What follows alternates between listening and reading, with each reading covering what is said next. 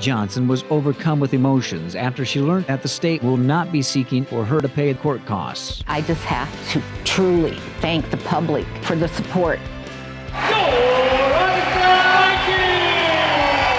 The fans show their appreciation to the team who brought the first men's basketball national championship to Augustana. Thousands of books were donated over 2 days at the Kettle Band Book Drive. I hate to give some of them up, but maybe they'll help somebody else and let somebody else enjoy them. Hundreds of coyote enthusiasts gather to celebrate the USD women's triumphant win. It makes me elated. We are all proud of them.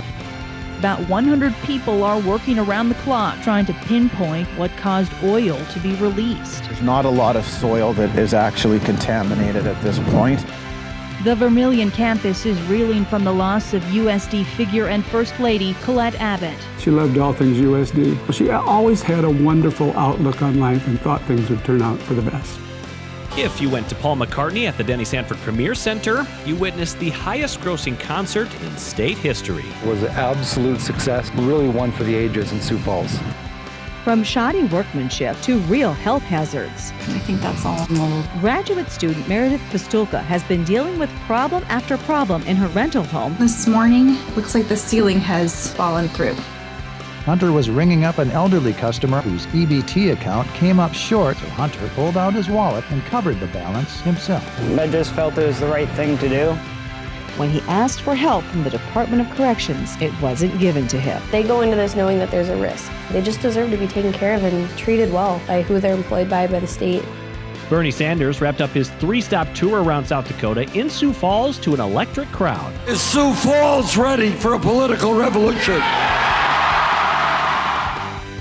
He signed up for the Veterans Choice Program, figuring he'd get faster service. Once the Veterans Choice Program came into effect, run by HealthNet, it just went down. Sioux Falls police believe they found the ones responsible for vandalizing over 90 cars and causing $43,000 in damage.